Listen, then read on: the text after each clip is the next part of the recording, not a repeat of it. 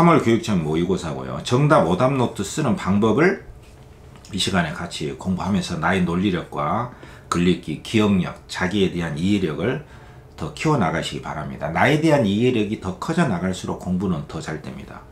자, 여기에 이 제시문을 다 언급할 수는 없고요. 나의 죄책감 때문에 소설 쓰기를 통해서 자기 정화를 어떻게 이루는가, 그 과정을 보여준 소설인데요.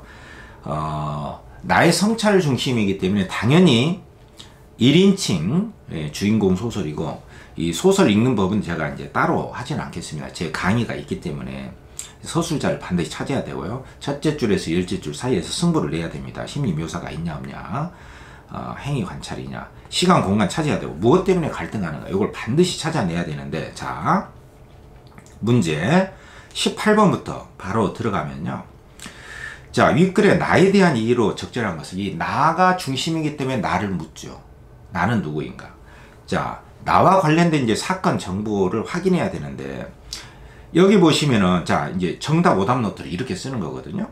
경제적 형편 때문에 소설가의 꿈을 포기했다. 근데 소설을 쓰기로 했는데 소설을 포기했다는 것은 말이 안 되지 않습니까? 그리고 뭐 어려워서 이런 말은 제시문에 없어요. 그래서 이건 이제 뭐 틀리기 어려운 문제고요. 또 2번, 어릴 적 친척 누나와 함께 아버지의 돈 훔쳤다. 요것도 뭐 누나랑 함께 훔친 것은 아니고, 누나가 내가 돈 훔쳐가지고 아이스크림 먹고 있을 때 이거 너 어디서 났냐, 그걸 물어봤던 사람이 누나고, 그렇기 때문에 누나와 함께 돈 훔쳤다. 요것도 이제 전혀 없어서, 근거가 없는 제시문도 없고, 그래서 요렇게 쓰란 말이에요. 그러니까 틀렸다라고 하면 제시문에 없어서 틀림, 요렇게 쓰라는 것이죠. 제시문에 없는 내용 조작돼서 틀림, 이렇게 쓰라는 것이에요. 이게 처음에는 여러분들이 힘듭니다, 이게.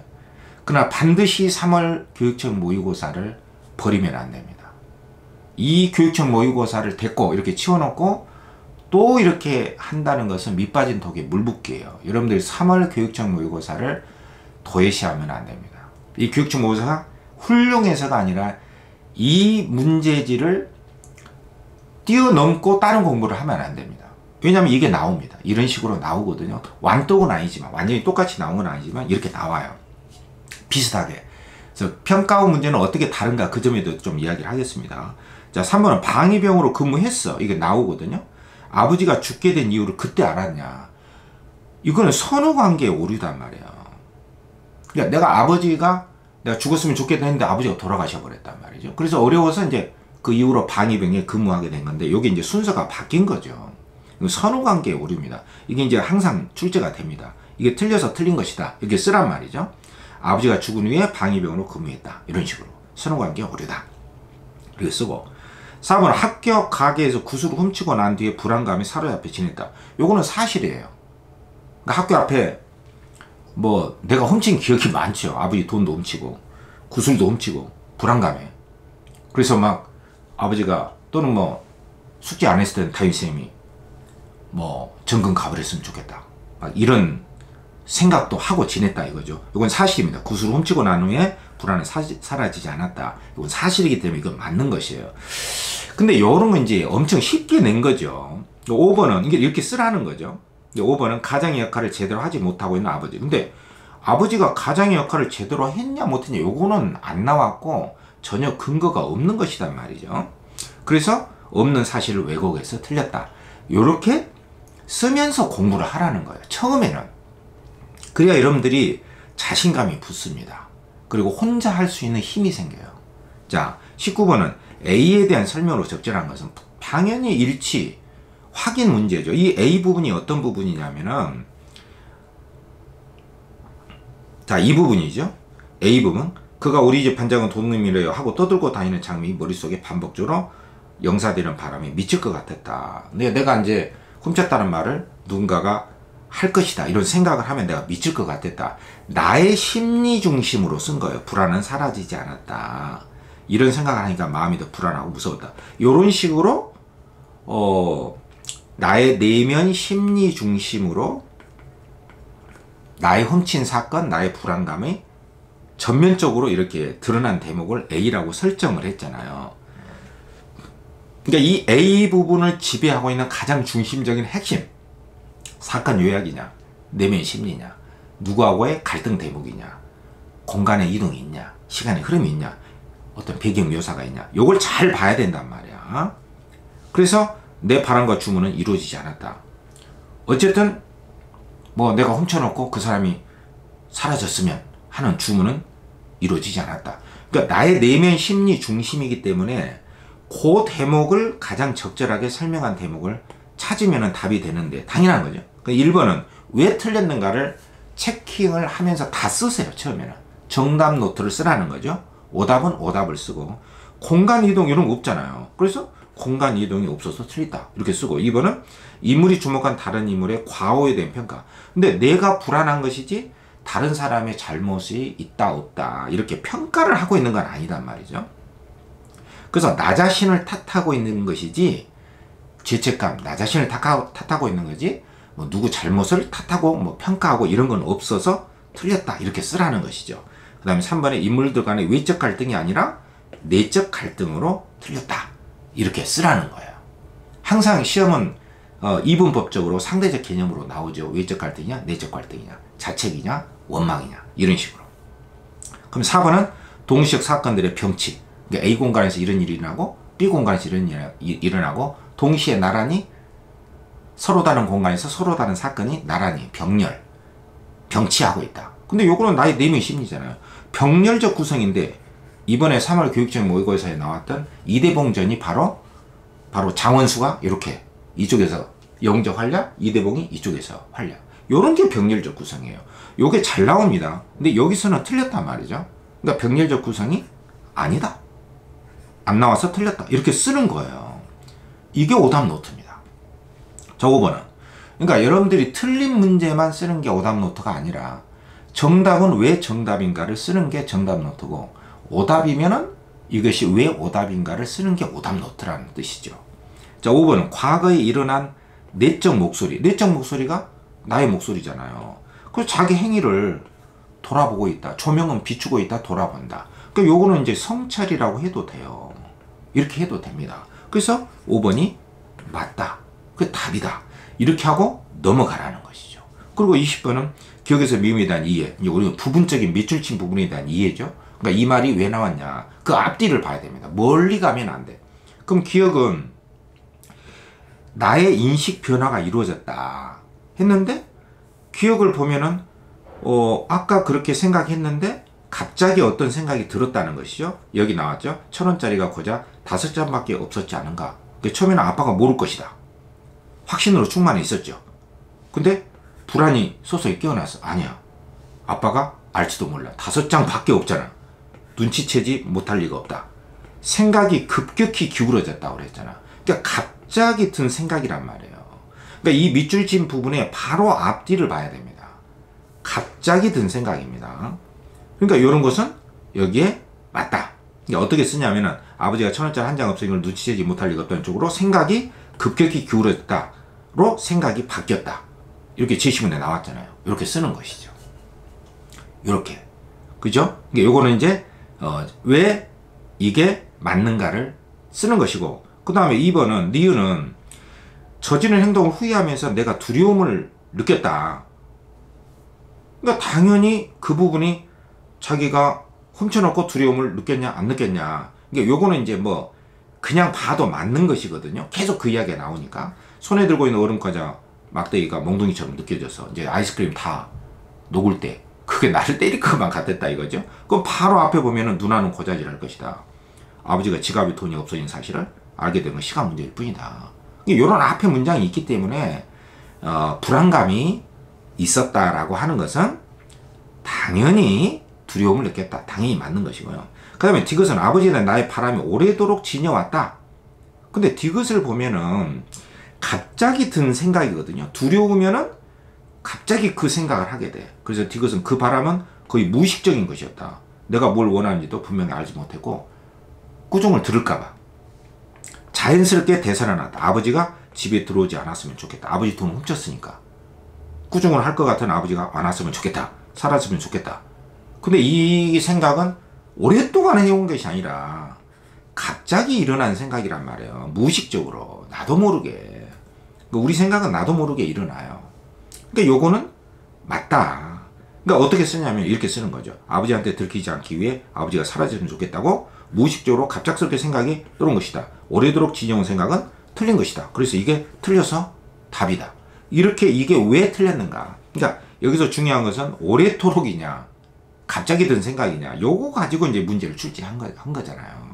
그래서 이런 식으로 여러분들이 쉽지만 하나하나씩 이렇게 쓰세요.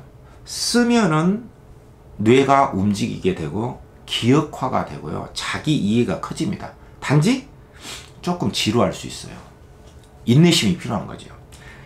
자기 정진력이 있어야 공부가 됩니다. 쉽게 왠지 이렇게 팍팍팍팍 이렇게 보고 넘어가는 식으로 하면 안 됩니다.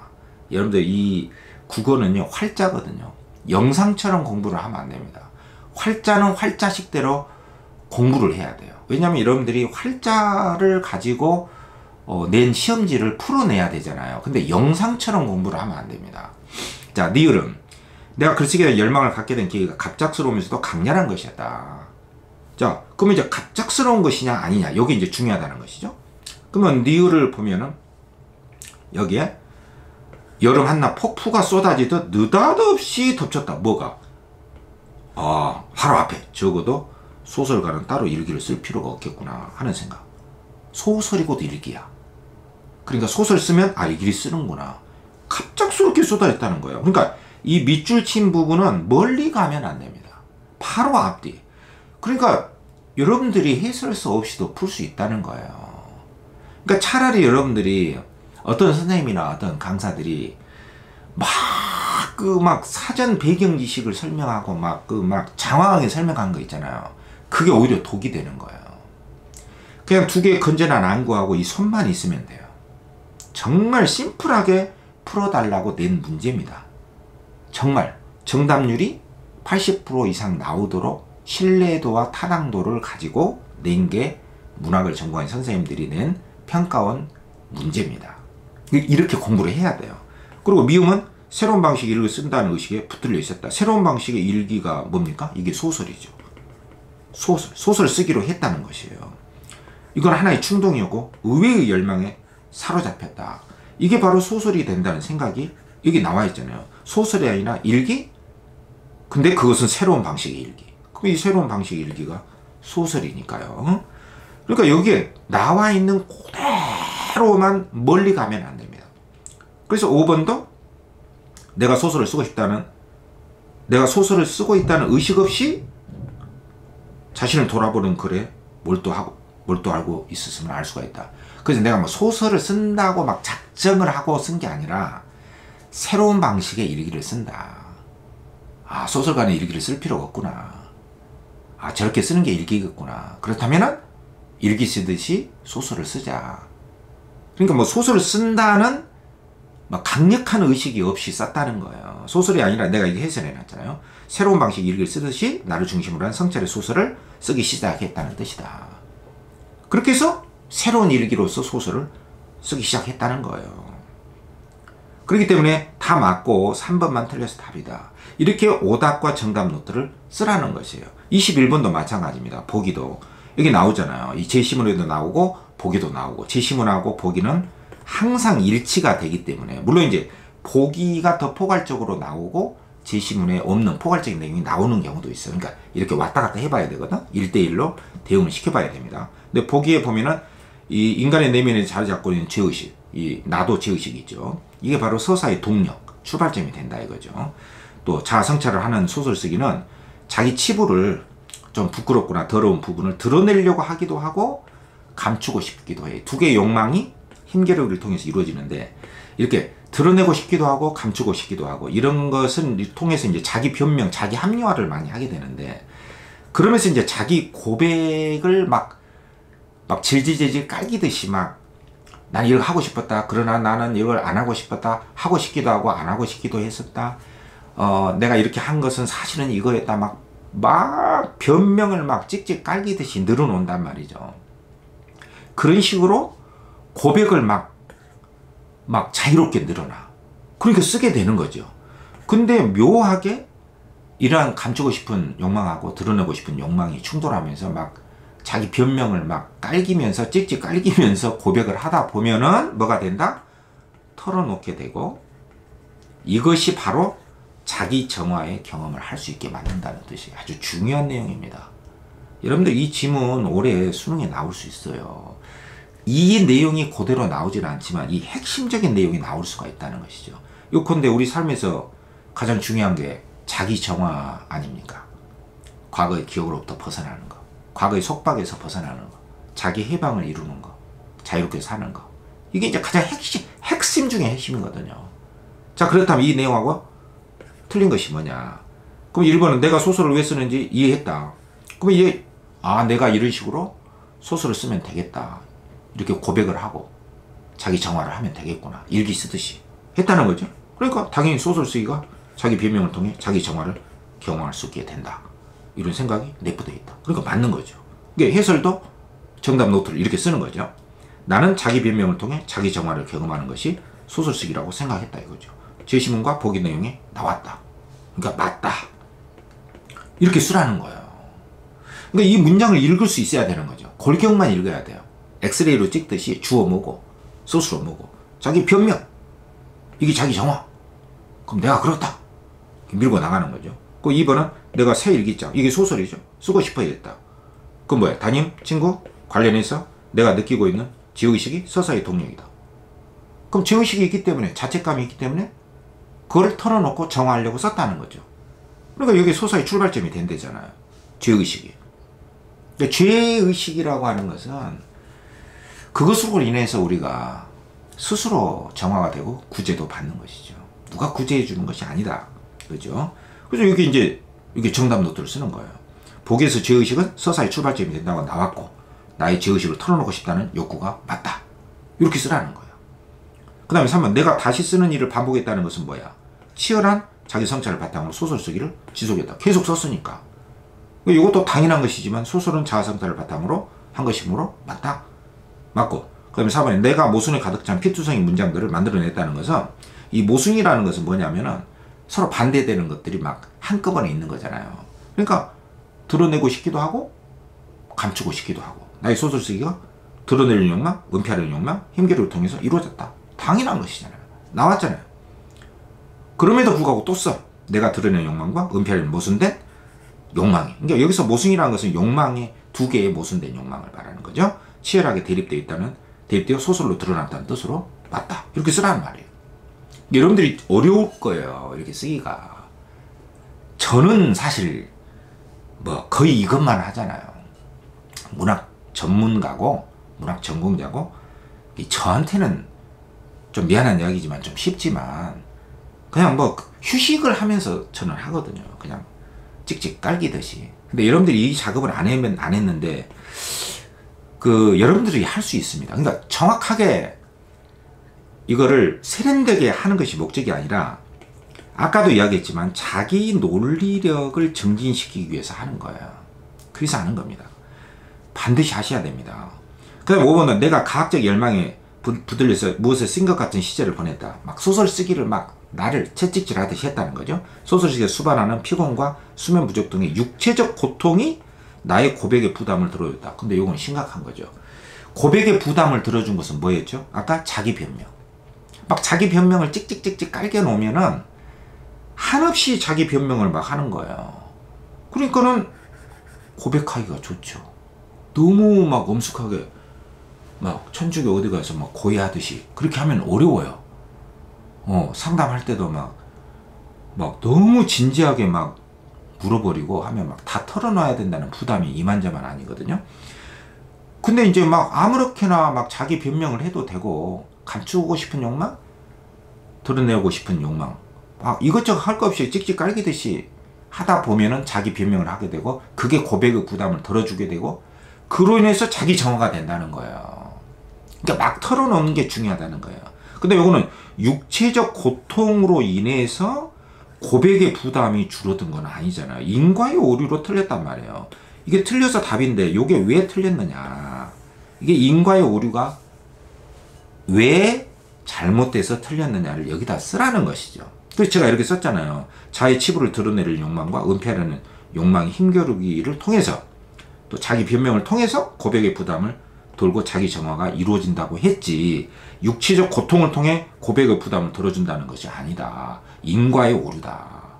이렇게 해설을 하면은 이 세계에서 가장 정확한 해설이고요. 이거는 교육청 해설지를 볼 필요도 없습니다. 사실 교육청 해설지가 너무너무 조금 간단하거든요.